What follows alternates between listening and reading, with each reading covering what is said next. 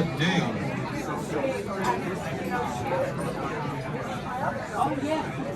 is not loud enough. Let me try that again. All right, that's more like it. Good rainy Wednesday afternoon, and welcome to another exciting episode of Coronado Rotary. And we are going to start with the invocation, which ordinarily would be given by Fad Benjalil, but he has passed the baton to Brent Bennett. And he's sneaking up right behind you. Yeah, that's how it always was. Fox 2, right? Jeff Flares. Pack pilots are all alike. We can be had. I want to acknowledge Fad's contribution and thank him for providing the invocation today. And Fad sends, thank you, President Bob, fellow Rotarians. We gather here today with open hearts and minds, seeking guidance and inspiration as we come together in unity. We thank you, God, for having called us to this community to live and serve others in the way that He chooses. We ask that you continue to grant us wisdom and patience to act in a manner that provides for the betterment of our community. Help us strengthen our convictions to continue to serve and our community to serve it well. Please help us with our needs and guide us as we pursue peace. May peace and goodwill abide among us this day and always. Amen. Join me in the pledge. I pledge allegiance to the flag of the United States of America and to the republic for which it stands, one nation, under God, indivisible, with liberty and justice for all. Thank you, Brent.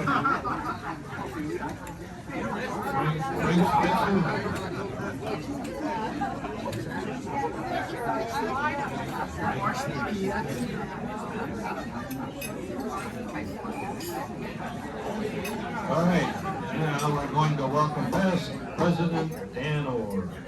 Podium. It's rivalry week. Fight on, beat the Bruins. Beat the Betty Little Bruins. Okay, we don't have any visiting Rotarians to join us today, so we'll do guests of Rotarians starting on my left, your right. Pat Stark, Suzanne Manuel. Thank you, President Bob and fellow Rotarians. My pleasure to introduce our guest speaker today, Deputy District Attorney Scott Pirrello, and Kevin and Bucky, detective here in Coronado, and he's working with Scott, and then Felix Salazar, and he's also working with the deputy. Thank you so much.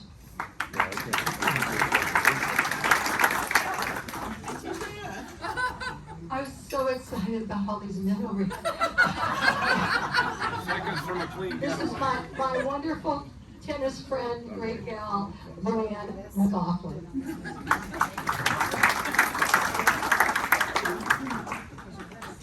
President-elect Pat Stark. President Bob, leader up there with the microphone. Past president, leader up there with a microphone. Fellow Rotarians, it's my pleasure to introduce to you a longtime Coronadian who recently moved back, Michelle Ebert, who's our guest today.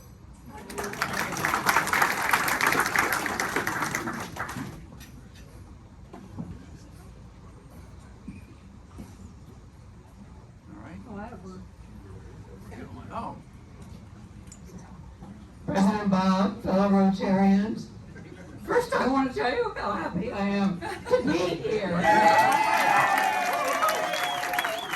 I want to thank you so much for the emails and the cards and the text and the flowers and the visits and the Pat Freeman cookies. And you have no idea how good it feels to be on the receiving end of that. And now I know. So I'll be better at it myself. And I'm so proud to introduce my guest, my other daughter. You've met Terry. This is Corinne Lynch, and she lives in La Jolla, and she is one of my two daughter caregivers for the couple of weeks. And they're great good.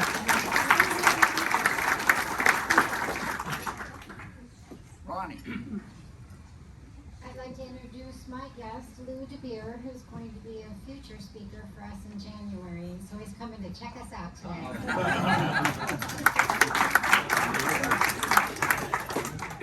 Good afternoon, President Bob and fellow Rotarians. I'm happy to introduce my guest, Brett Davis, who's my special guest here for his second meeting. Thank you so much. David President Adams. Bob and fellow Rotarians, I'm pleased to introduce to you again Kevin Kinney, who's been on several meetings here. Very interesting person. He's a retired dentist, getting ready to go on another trip to Panama and Cambodia to help do dentistry work for them. David Adams.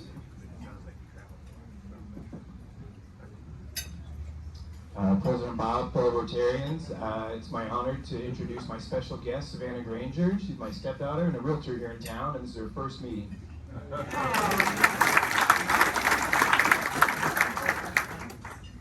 right. Is that it? Right on. Eat the Bruins.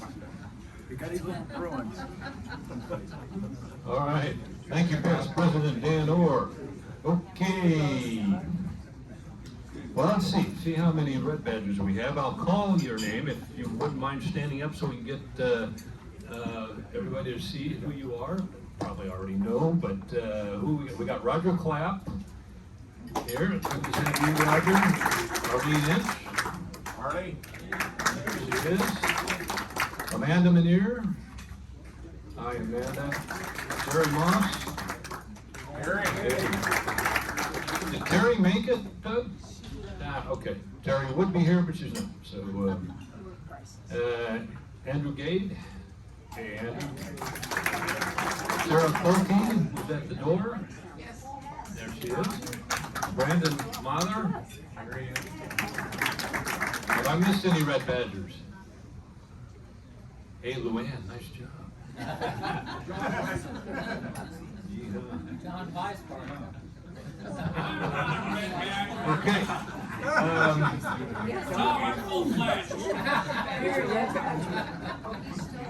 On to announcements. Okay. Tell you what. First up, we're dark next week, so if you show up here, have a good time, let us know how it goes.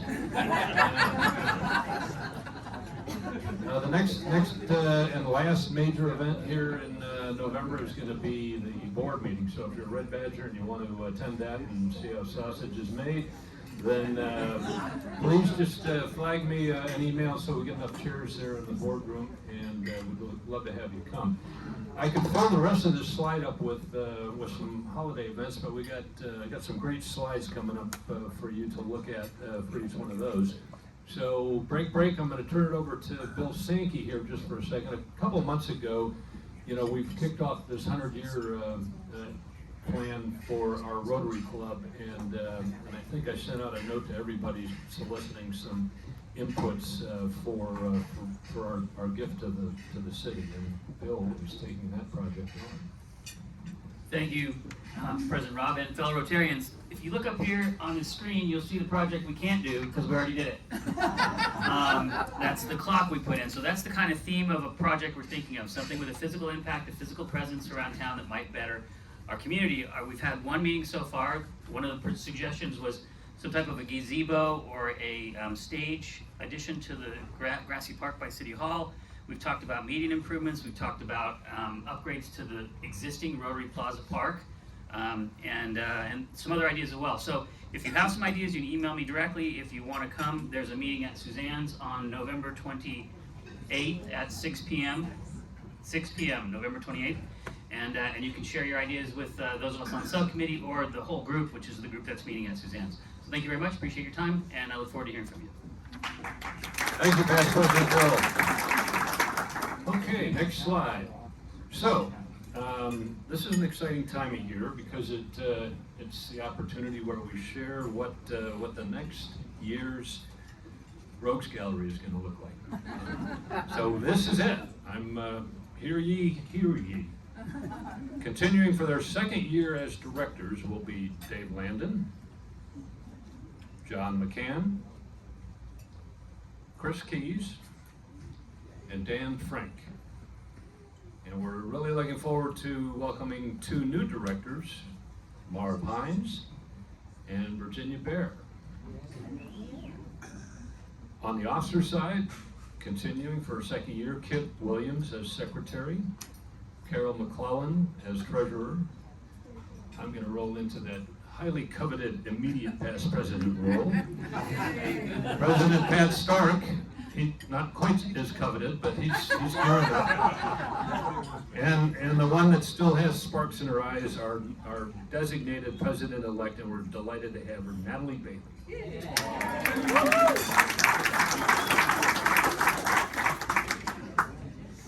Next slide. All right. Hey, did you guys notice the change in weather here today? Everybody needs one of these. And check out that. I already ordered my long sleeve denim shirt, so if you're feeling chilly here, I recommend you check in with Sue or Marty on the way out. Okay, next slide. Okay, a couple of things that are exciting here. We're going to do our Rotary holiday parade again, and we have a float. And Robin McCarty is man, I don't know how that guy finds hours in the day after last night's Coronado Yacht meeting, but he's running it again and doing a great job. He's looking for any volunteers if you want to help out on that and participate in the parade, for that matter. Please contact Robin. Okay, next slide. Speaking of holiday parties, I'm going to turn this over to my favorite elf. Oh, I have both of my favorite elves today. All right. Thank you, President Rob and fellow Rotarians. Jean Marie and I are so happy to announce and remind you of our holiday party this year, December 13th at the Coronado Yacht Club, 12 noon. Yes, and we have some new and improved activities for our kids. Don't forget that part of the admission entrance is to bring a Toys for Tots, or a toy for Tots. On the table are these flyers on the back. You can fill out the back with any information you have about children that you're going to be bringing and leave them on the table. I'm told by Jamie that our link will soon become live and she will send it out so you can start signing up. If you would like to reserve the table, you can speak to either one of us or email us and we will reserve a table. And we are going to say that it will be a blind table picking. So what I mean by that is once we reserve all the tables, nobody's going to get preferential treatment in that we'll get our table seating lined up and then we'll just blindly draw names so that nobody can get angry with us about the table we get, because we're mere elves. Thank you. You know, the club really owes you two a lot of gratitude for this. A big project. Thank you for doing it. Okay.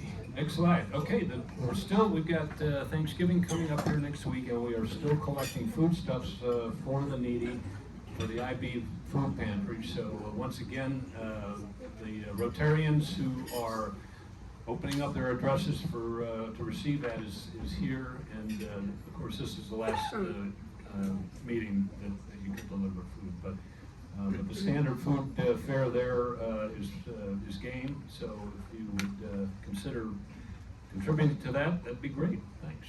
Next slide.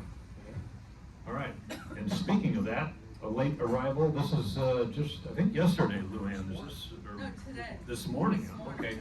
And so Luann and Pat and Ronnie, thank you guys for doing that. A lot of stuff happened before today's meeting, just today.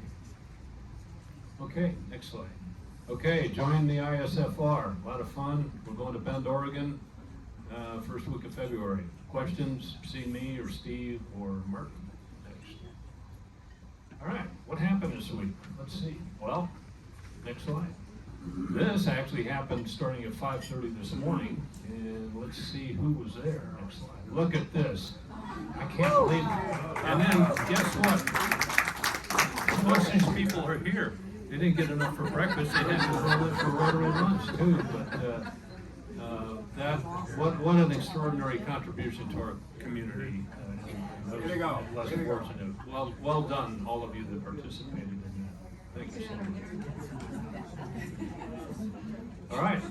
And we also did last week the Warrior Foundation Give-a-thon, and the phones were manned in very festive spirit there. And this guy right here, I got to call him out. Anthony Cohn is an amazing vet. He's just about to get his master's degree from San Diego State in sports psychology. Amazing individual. And of course, we see him out there on our parade float every 4th of July playing basketball with the Wolfpack. So those of you that played a part in the Warrior Foundation program last week, thank you. Well done. Next slide. This one's late. I guess Suzanne fired it to me. It got stuck in my. Yeah, it was a cyberspace problem. It wasn't me. What was that? A fundraiser at Camp Surf on the 4th. And unfortunately, it's a little fuzzy, but I think I know who it is. Fuzzy. Right. Next slide. Well, do you know that we've got some Eagle Scouts in this outfit? And Marv Hines and Fred Eckert and Jeff Tyler. I think you're all here today, right? Yeah. Please stand up so we can. Gathering individuals was last week, and anybody that's ever been a Boy Scout knows what a rare accolade that is to actually advance to the rank of Eagle. Very few do, and frankly, CEOs and major captains of industry are overrepresented by Eagle Scouts, I should tell you something. Okay, next slide. Oh, we had some singing stuff going on. So, to back up our two elves, oh my gosh, this is gonna be great. All right, next slide. And last weekend we also had the Big West, and Luann, you were at that? Where'd you go? There you attended, and you got anything to say about it real quick? Dan Gensler attended. Okay. There were 30 districts. 30 districts. They came from all over the western part of the United States, southern Canada, Hawaii, Alaska, and that is, the lady in yellow will be our Rotary International President next year. Stephanie Urchin. And the lady Diane Crawford on the left will be our district governor next year. So it was great. It was a great meeting. Where's Dan Stephanie Himmelsbach, I heard him speak in Melbourne, and Hey, Rob. man, he is amazing. Where's Stephanie from? Pennsylvania, somewhere in Pennsylvania, but I'm not. I know, in Pennsylvania. Okay, well, I bet that was a great outing, and I would have loved to attend. I was out of town, but thank you for representing us, both of you. Next slide. And of course, we had a double duty on the 11th. We had flags on the avenue for Veterans Day, and look at those blue skies. And coincident with that in the morning, next slide, we had cleaning up the beach on our monthly event. So I think that's it for around town. There was a visitor. Okay, well, I'm going to ad lib here. Hey, Jim Kaufman, what are you doing? You been traveling a little bit? A little bit. Well, why don't you come up and see me for a second? I should have zoomed this meeting. I know. I think you've made 1 or 2 meetings since you got back, but in your, shortly after you went on world travel, we kind of wrapped up the items and the merits from the wine tasting event, which was all the way back in September, and so. And do you know how much we raised out of that whole event that was in your backyard? 330,000. Yeah, that's a good guess. 375, my friend. All right. Well, not only is that an extraordinary number, but in the entirety of Rotary International, it's an extraordinary number for the Polio Plus program. So. On behalf of the club, I'd like to make you a superstar.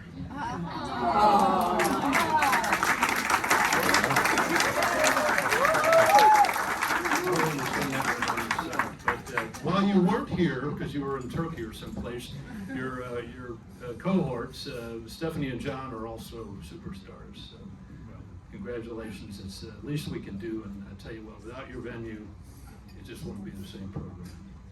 Well, thank you very much. It's my pleasure, and I think there's no more worthy cause than Polio Plus program that Rotary International started in the early 80s, and we've, saved millions of lives around the world. So I'm happy to do it. And this is a bonus. All right, thanks, Jim. All right, I got one other, so Jim Kaufman is like our newest Green Jacket Award winner. And so I have one other Silver Star, Superstar Award, and that's for probably one of our older or longest Green Jacket wearing folks, and that would be Doug Weisbarth, if he can break himself away from that. See, this is a guy, he's one of the greatest Rotarians we have, and we never see him at lunch because he's chairman of something like 5 committees, and I mean really visible things that do something, every day and every week and every month.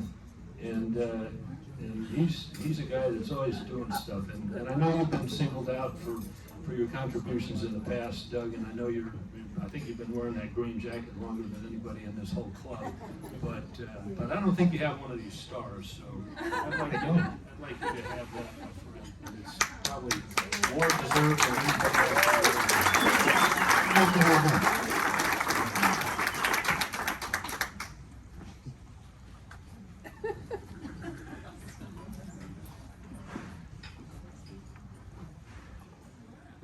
All right, let's see, what else can we do?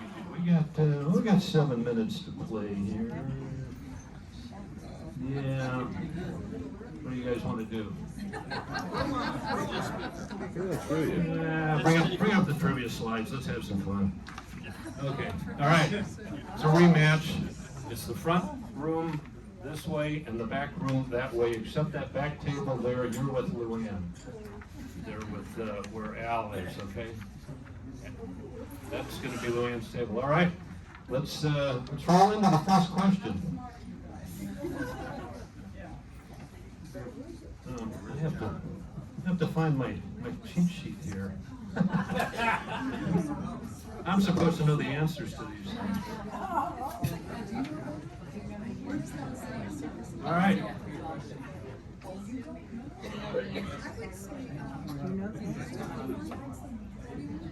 When was the service above self motto adopted? Okay, and the answer is? B, 1911. That is correct. Okay, the next question goes to Ivan. All right, ready? What were the first annual dues? B? D as in dog or B as in boy? Bravo. Bravo. Is that your final answer? Bravo. How about Delta? All right. Well, Ivan. That's All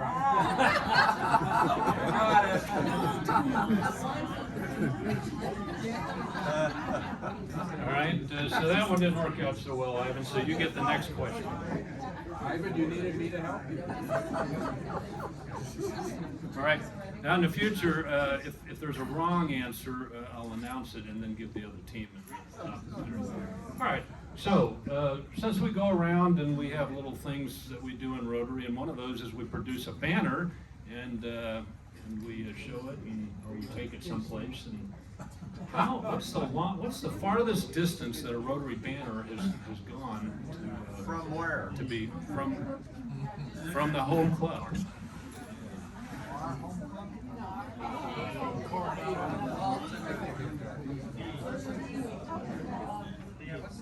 Okay, so that answer goes to Luann. Let me know when you have a final answer. Okay, we're gonna say B. B as in boy? Yeah. Okay, that is incorrect. And Ivan, over to you. Anybody got an idea? Charlie, Timbuktu. Okay, so we have a B, which is incorrect, and Charlie is your final answer? Yep. Okay, that's also incorrect. Anybody from the audience want to take a guess? Okay, I've heard A, B, and C, and I haven't heard anybody say D. Let's see the real answer. I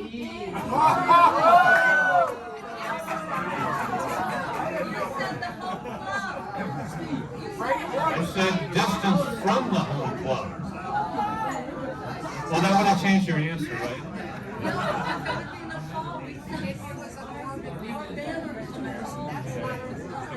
Okay, is it more than 238,000 miles? Is what it is. And this is amazing. And by the way, I don't know if you know, Frank Borman, great American and great astronaut and great leader of industry later, just died last week at the age of 95. So God bless him. I didn't know he was a Rotarian. I did not know he took a banner on Apollo 8 and flashed it on the back side of the moon. Of course, nobody could see it because he was on the back side of the moon. All right, and we go to the last question. Who introduced the four-way test? Was it Herbert Taylor, Bill Watson, Jim Shorts, or Lou Boyle? Well, let's see. It's actually it's Ivan's turn. I think we'll go with what, Steve? A. A. Let's try A. That's your final answer is A? Yeah. Okay. Well, that is correct, but let's talk about the other detractors real first. Bill Watson, I don't know who that is. Jim Shorts, that's what I wear when I go for a workout. And Lou Boyle is actually a major in the Marine Corps, and if you're on a ship, you never want to hear Major Lou Boyle leak. All right. Oh my. Okay. That is it. Okay. And we're just about on time. Oh, and you want to know who won, right? I think the score is 1-0 for Luann's team. Oh, no, that's not right. You had the last one. I stand corrected. It was a tie, 1-1. Yeah. Okay, so you got to buy each other drinks. And that'll be called at the Coronado Yacht Club, where they have a bar that serves adult beverages. All right, and with that, it gives me great pleasure to turn the mic over to Suzanne, who will introduce our guest speaker.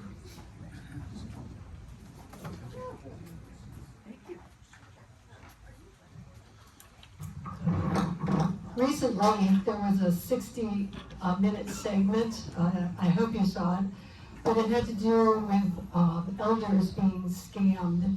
And these elders on the panel were really smart, savvy elders, not what you would think would be scammed. And in that segment, our guest speaker, Deputy District Attorney Scott Pirrello, was on that segment. He is the head of Elder Abuse Prosecutions for the San Diego District Attorney's Office. He's been a prosecutor for 18 years. And since 2009, Scott has been assigned to Family Protection Division, prosecuting a variety of family violence cases, including elder abuse, domestic violence, and child abuse cases. He now focuses exclusively on prosecuting all varieties of elder abuse, and is an expert in elder fraud and elder scams after leading the District Attorney's Office in the creation of the first of its kind, the FBI Elder Justice Task Force. I'm so honored to introduce Deputy District Attorney Scott Pirrello.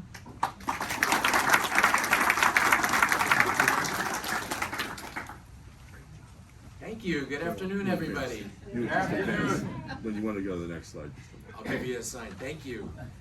Thank you. It's really wonderful to be here. It's humbling to be in a room full of just hearing these incredible stories of service. My colleagues and I have also dedicated our life to serving the community, and obviously I think everyone in this room can agree there's probably no higher calling than to serve our community. So it's a real pleasure to be here with this incredible group in this incredible setting. I'm Scott Pirrello. I'm a Deputy District Attorney, and I always like to start these with a pop quiz because I'm always curious what the community's perception is. Does anyone want to guess how many Deputy District Attorneys there are here in San Diego County? 360. 22. 30. 110. All right, we got two. Wide mix. From the single digits to the 20s and 30s up to 360. So it's quite a range. I like the lower numbers because it makes me feel more important. There are about 320 of us. So we've got a huge county.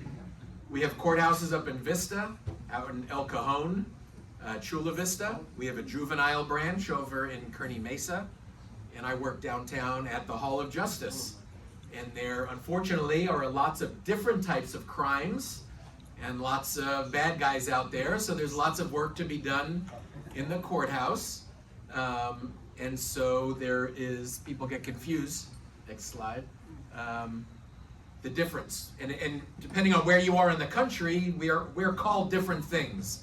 I'm from New York. You might detect a slight accent, even though I've been out here for over 20 years, but we're called as assistant district attorneys there. So it's different and it's confusing.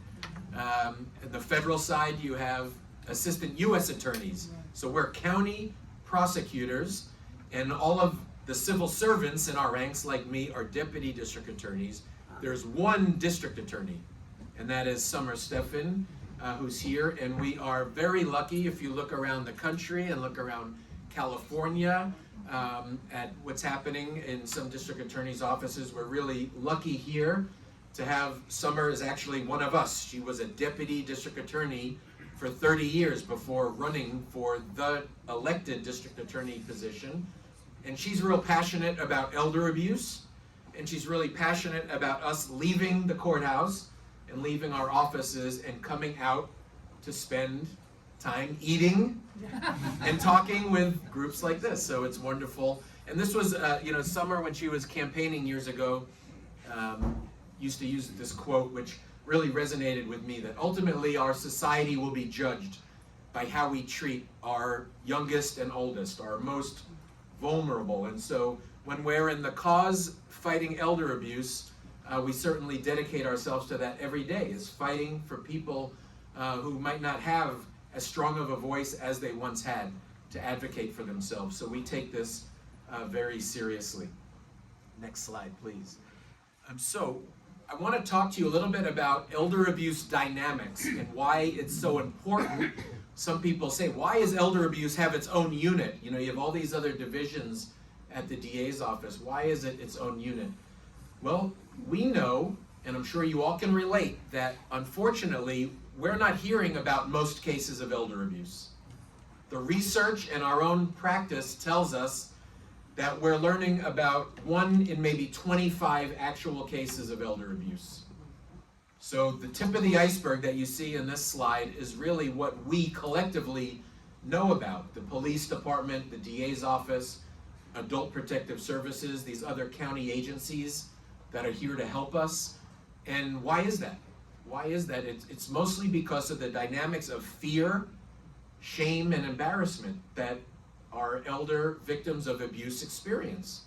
And that runs the gamut from physical abuse to financial abuse. And so one of the things that we like to do when we come out and talk to groups like this in the community is to try to get everyone to buy in to helping us reduce the stigma, right? We want people to come forward, and especially with the type of fraud and the scams that we're going to be talking about in a moment, it is so important to create a safe space for people to be able to report what is happening.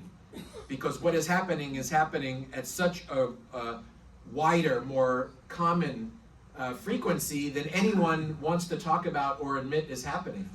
And the more safe that we feel in talking about it and not being ashamed or embarrassed, then the more resources can be drawn to fight this problem. So we're here to ask for your help in doing that. What's the other dynamic that's working against us? Well, I'm sure many of you have heard of the silver tsunami. Have you heard this term? I don't like it, but that's what the sociologists are saying. And it really, you hear the politicians talking about how we're going to run out of Social Security at some point. The reason behind that is because the baby boomers are aging up. Do you know how many people are turning 65 every year in the United States? Like 4 million a year. It's dramatic. It's dramatic. And if you go to the next slide, you'll see that what we're all preparing for, what everyone in government and private industry is bracing for, and this is fascinating in all your industries and as a Rotary Club, is that in a short period of time, by 2035, the U.S. Census Bureau is saying that for the first time in our civilization, that elderly people over the age of 65 are going to outnumber young people under the age of 20. So it's really dramatic when you think about the impact on housing and health care and transportation. Obviously, when you're looking at it from the lens of an elder abuse prosecutor, it's pretty frightening because the amount of vulnerable potential victims, right, is increasing. And so the numbers are pretty shocking. If you go to the next slide, in San Diego alone, the population in the county right now, 65 and older, sits at about 425,000, and that's going to almost double just within the next 12 or 13 years to almost 800,000. So this is something we all need to brace for, and especially when you're looking at the lens of elder abuse. So we could go to the next slide. You know, I could sit here for a couple hours and tell you about the types of cases that we handle at the district attorney's office that involve elder abuse, specifically elder financial abuse. We do get a lot of cases from people here in San Diego that are committing crimes against elderly victims, and they're being investigated by the police, and they're bringing their cases to us, and we're prosecuting, and we're doing a great job of holding those folks accountable. But I'm here today to focus on a category of crimes that is the most frustrating for detectives and investigators like my colleagues, who I'll introduce in a moment, and all of us at the district attorney's office.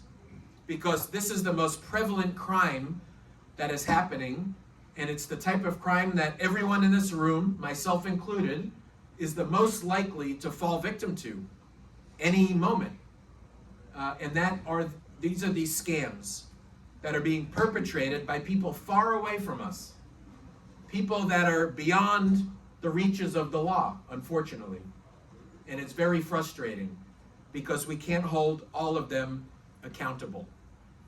So the types of scams that we're talking about has reached a real tipping point and an astronomical figure. And when we started to realize this problem was really a realization between Summer Steffen and our whole team at the district attorney's office, that people in the community kept coming to the DA's office telling us that they were the victims of these scams, and they were wondering when their cases were going to be called to court, right? Where were the bad guys? And we had to go out into the community and say, hey, at the DA's office, we're not seeing these cases. I was an elder abuse prosecutor for 10 years at the time. This is about 3 years ago when we started this latest initiative. And the amount of scam cases that I prosecuted was zero. It was shocking. And so we said, where are these cases, right? And we went to our friends at all the police departments and we said, how come we're not getting these scam cases? And they simply told us, oh, we're getting some of these reports, but we could tell right away, right, that the bad guys are in the Caribbean or in Southeast Asia or in Africa, so there's nothing we can do about them. Right? The Coronado Police Department, the Sheriff's Department, the San Diego Police, we can't go to Ghana or Nigeria and kick a door down and serve a search warrant and question people, right? We can't do that. And so we got together and we said, how do we figure out how big this problem is in San Diego? How do we figure it out so that we can, right, get the entire community involved in this and get the resources we need? And so we've done that, and we've got numbers for how much money is being taken from us here in San Diego County. And we're proud of the accomplishment that we got the number, but it's so devastating and shocking when you hear the numbers that it really is a call to action for all of us. So in the United States, the numbers are astronomical. The numbers are in the triple digits, in the billions with a B. The FTC just came out just 2 weeks ago with the most accurate reporting yet, and they're saying that they believe it's over $186 billion. There's some groups that say it's over $300 billion. The FBI released a report this year that says the actual losses for seniors is $3 billion. Now the reason there's so much discrepancy is because of that tip of the iceberg slide that I showed you, right?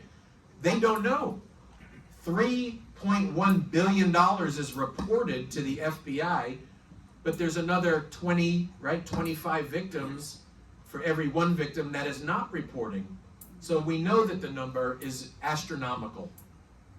So the number is so incomprehensibly large that we said it doesn't even resonate to say that. So again, we said, what's the figure here in San Diego?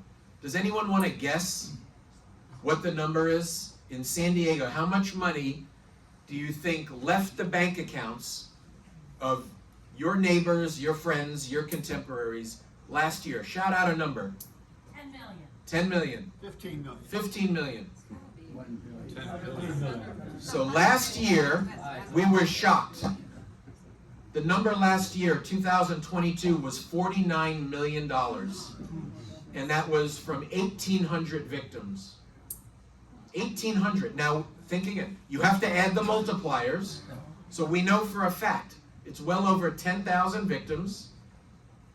And the number was big. Well, we just met with our FBI colleagues, and the year isn't over yet. But the numbers are shocking. For the year of 2023, just through the end of September, we're over $75 million already. Is anyone here a financial advisor or was? I mean, think about, this really is, you have to put a human face on the numbers because the numbers are so shocking, but this is legacy money that's leaving our community. This is money to pay for grandchildren's college education. This is a real dramatic amount of money that's leaving. This is actual human beings here in San Diego, right? This isn't a research study. This is from us reading our police reports and accumulating all the data from the FBI and our local police agencies. So we are shocked and dismayed by these figures, but we're also the first in the country that have decided that we're not going to sit back and wait for someone else to do something about it.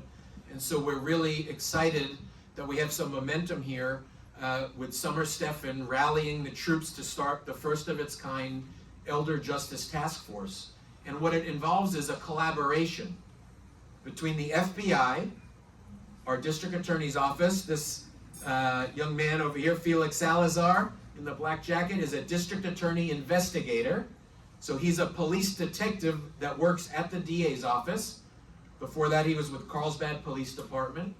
And so he coordinates, he actually works at the FBI office. So he is embedded with the FBI, and he works to coordinate all the reports that are coming in from all over the county, and then to utilize the resources and the reach of the FBI to go after these bad guys, because we learned that even though the bad guys are in these other countries and other continents, that they depend on networks of money launderers that are flourishing right here in the United States. There's money launderers that are picking up money, or some of our victims, they'll say, oh, I mailed cash to Detroit, Michigan. Go to Detroit and find the bad guys. And then someone goes to Detroit, Michigan and knocks on a door and it's another victim. Or it's a courier that's been hired to receive money and send it somewhere else. So there are this flourishing network of thousands of people here in the United States that are making billions of dollars off of these scams. And that's what we're focusing on with our Elder Justice Task Force. And we're thrilled to have a local face, Detective Engelke from the Coronado Police Department, was happy to join us. And the model that we have is that we have detectives from all the local agencies, so that when a case does pop up in a specific jurisdiction, that we could team that local detective with Felix at the district attorney's office, and then the entire team from the FBI to go after these networks, to try to pull money back for victims, and to hold these people accountable. And we've been successful.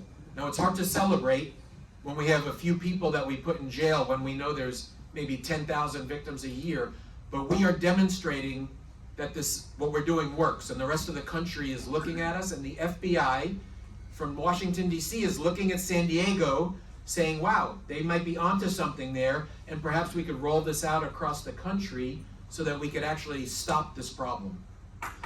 Thank you. So that's the issue, and that's what we're doing about it, but I want to arm you all with some real good information to prevent you from becoming the next victim. That's what we believe is the most effective way right now, because unfortunately, even though we're doing all these wonderful things, 99.9% of the time, once you've lost your money, it's gone forever, and we can't get it back for you. So the best we can do is educate you all, and the best you can do is go out from here and tell 10 people everything you've just heard, because the police reports are rolling in, and it changes every day. So when I talked earlier about reducing the stigma, the reality is that you have nothing to be embarrassed about if this happens to you. The reason this is happening to so many people is that the bad guys are so good at what they do. These scams are so sophisticated, and they're studying our behavior, and they're changing what they're doing every day. For example, in the last week, we've heard from, you could go ahead to the top scams, yes. Next slide.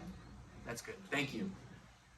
This is brand new, this is cutting edge, even better than the slide that I made a week ago, right? That's how fast this is evolving. But here's something to look out for. We've had 2 victims, a victim that lost $80,000 last week. This victim had a problem with Amazon. Do you know what she did? She Googled Amazon customer service. The phone number that came up on Google was a number that led to the scammers. Now we complain to Google. They tell us they are scrubbing their search engine constantly, but there's a split second where a scammer can get a bad phone number in there when you look up a number. So we had another person last week who did the same thing with Facebook, that searched for Facebook customer service and got a bad phone number. So the most important thing that I can tell you, regardless of these scams, and I'll go through them in a moment, is you have to know for sure who you're talking to on the phone. And the most dangerous person or fake person out there is someone posing as your bank. And we know that we're really under attack. There's no other way to look at it, because they're sending pop-up messages on computers, they're texting us, they're calling us, they're emailing us, and they're trying to get you on the phone with someone that you think is your bank security team, right? And so the best way to ensure that you know who you're talking to, if you want to talk to someone from your bank, if they call you or reach out to you with any type of emergency, just say, thank you, I'll call you guys back in 2 seconds. And then you want to pull out your bank card and call the phone number that's on your bank card or on your statement. You really cannot trust that the person that's calling you or the message that you got on your phone is going to be a true number, right? Go into Amazon, go into your actual Amazon and click on customer service when you're inside of Amazon. You cannot rely on the phone numbers that are coming up on these search engines either. It's very frightening, right? You don't know who to trust, but you have to slow down and try to do your best to get the most trustworthy sources of information. So these are the top scams that are affecting us right now. And I can tell you that I think it's almost 70% of the scams right now are some sort of tech scam. That's how they're originating. It is a pop-up on your computer or an email or a text message that says that something is wrong. Your password's been changed, your account's been compromised, a lot of emails from PayPal saying you need to update your password, or a pop-up on your computer that says it's Microsoft support and you need to call this phone number or that phone number. The bad guys are trying to get you to allow them to put remote access software on your phones and iPads and computers. So they will say, you have a virus on your computer. And for a very reasonable amount of money, we can do a virus scan for you. So you think it sounds legitimate. They'll charge you $75. It sounds okay. They'll tell you you need to accept a software program that they're going to put on your device. And they use that then to look at all your online banking and financial accounts. The scam then usually shifts to a banking scam, right? So you think you're talking to Microsoft support, and then Microsoft is so kind that they say, well, now that you have a virus on your computer, it's not just your computer that's at risk. Your bank accounts are now also at risk. And so we're going to connect you to Bank of America or Chase or Navy Federal Credit Union, whoever your bank is. And they will give you a new phone number. And you think now you're talking to someone that's very high up in your bank. And they're creating these emergencies for people. And they're telling you that your bankers and your longtime financial advisors are in on it. We've had dozens of victims in the last couple of months who have drained their entire investment accounts. I'm talking 7 figures in losses. We've got several victims in the last few months in San Diego County that have lost over $1 million that they're not going to get back. They're devastated and in financial and psychological ruin. And it's because these scammers convinced them that their financial advisors were under investigation by the IRS or whoever it was, and that they couldn't be trusted, and that they had to pull their money out of their current accounts and transfer them into accounts that were safe government treasury secured accounts. Of course, they were bogus accounts that were converted to cryptocurrency a minute later and sent to God knows where.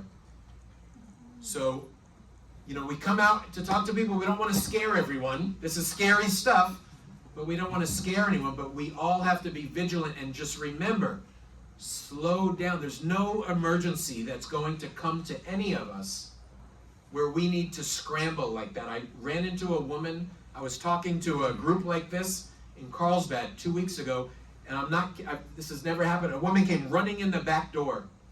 She was under the spell of a scammer right at that instant, and says, I can't believe you're here talking about this. I'm on my way to the bank right now.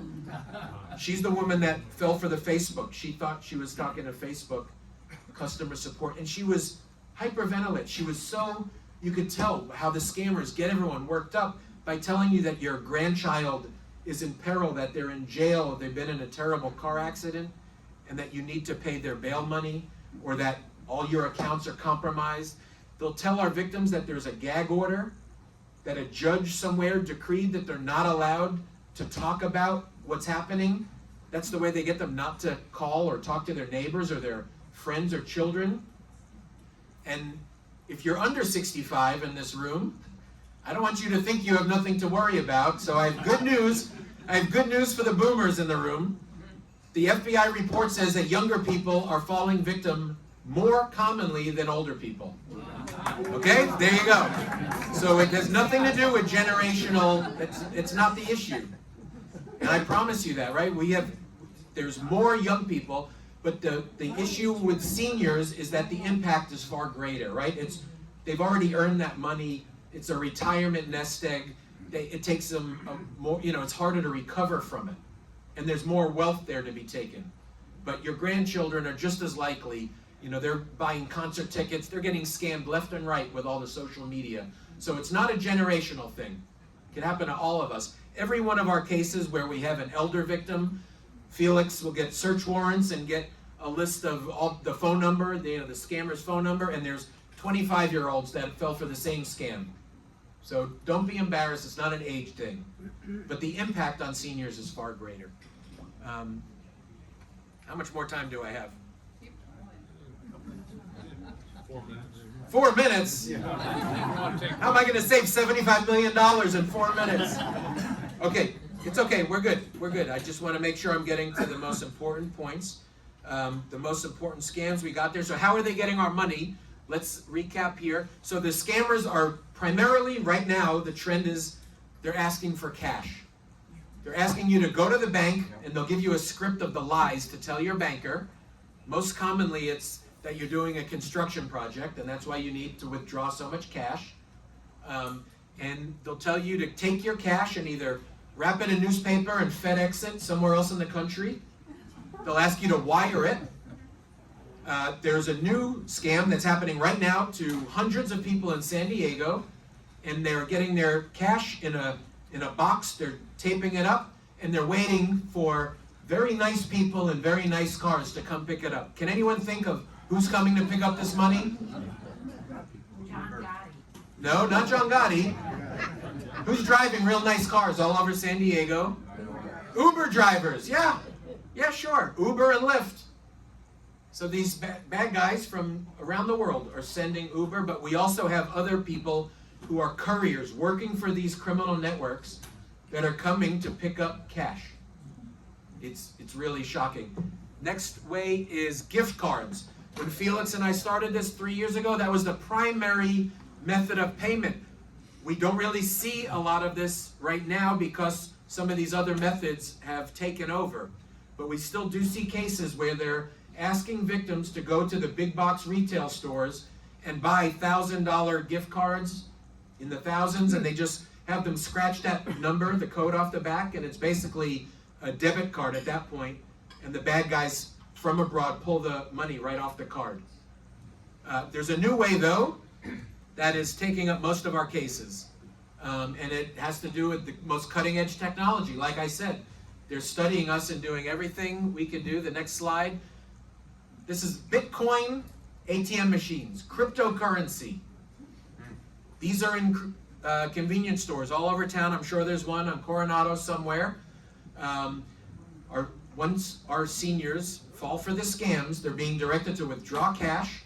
They get texted a little barcode on their phone, and they're sent to a convenience store where they feed their cash into these machines, and they instantly send their money off into the dark internet, right? It's gone. It's gone forever. Until we had the first of its kind case, though. Felix and I spent last Thursday night in a liquor store in Escondido. It's a good thing, though. There was an ATM machine in there that a victim had just put $18,000 in. And for the first time, we think anywhere in California, we said, no. We know her money's in there. The Escondido Police Department came with us. We got a locksmith. We got a search warrant. And we got drills. And we cut into that machine and got her money back for her.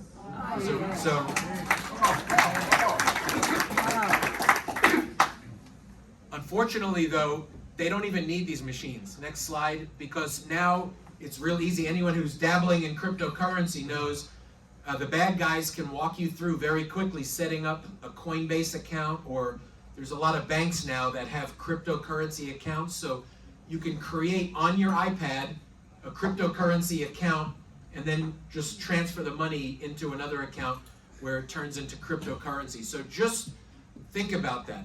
If anyone, for any transaction in your life, anything comes to you where someone's seeking payment in gift cards or cryptocurrency or a large amount of cash, just hang up the phone, turn your devices off. You're not in danger.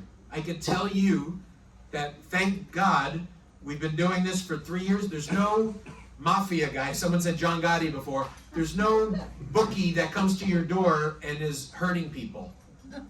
Right? These people are all far away. They might say things that are very scary, that they're going to hurt your family members, but no one is being hurt. There's nothing to fear. You just have to end the communication. You just have to cut it off and then go talk to someone before you send your money, okay? So what can you do? Last slide. There's our Elder Justice Task Force. That's our great seal that we started. And so just what can you do if you are, if you have been the victim? What can you do? We want you to do a couple things. In order to get access to the resources of our task force, we need you to do at least 2 things. Report to the FBI. There's a website, the letter I, the letter C, and the number 3, ic3.gov. You make your report to them, and we also want you to report to your local police agency. Those 2 things. and that will feed the information into our FBI team. And you also need to do that. So if you know someone that this happens to, they can't be like, oh, I'm so embarrassed, I don't want to say anything. They need to report it as soon as possible. That woman, $18,000, think of the difference in her life that we pulled out of that machine. If she waited another 12 hours, we probably could not have done that for her. If people are wiring money, the window's very short when that money is still there for us to freeze and seize up. So it has to be reported very quickly. If you're listening to me today and you're just thinking, wow, I'm really worried about my neighbor because they seem like they're doing something, or there's gift cards on her coffee table. If you're worried about someone, call Adult Protective Services. That goes for any type of elder abuse, honestly. We didn't really touch on the others, but if you're worried about one of your neighbors that has a son or a daughter that's living with them that has drug addiction, mental health issues, it never hurts, and it's anonymous. Call this phone number, Adult Protective Services, and just express your concern or suspicion. Thank you so much, and I wasn't kidding. We need you to go forth into your community and spread the word, and you could save someone from losing their life savings. It's really a dramatic thing, and you are just as powerful as me, the FBI, Felix, and Detective Engelke from stopping someone right now. That's the God's honest truth. Thank you so much for having us. Thank you very much. Thank you so much for coming to speak to us. And yeah, we probably all have known somebody that either got caught or was about to. So being informed is being guarded. So thank you so much for coming to speak to us. And Bob, could you get a copy of this slide out to us somehow? I think I can, because I just took a photograph of it, believe it or not. And are so you guys, on you that guys going to note, be around a few minutes? I'd like to talk to you. I will take that slide in photo form and send it out in a email. So stay tuned. So next week we are dark. Happy Thanksgiving, everybody. To start with, we're going to hear from Laura Mello on the 29th. This is, by the way, Foundation Month, right, Dave Landon? Where are you? There he is. So we'll have Laura Mello, who's the Rotary Foundation Major Gifts Officer, here for that, and that will be a really terrific meeting. So I hope you all have a very wonderful family and happy Thanksgiving, and I will see you in 2 weeks. Go out and have a wonderful holiday on Rotary and service above self. Great. There you go. Yeah.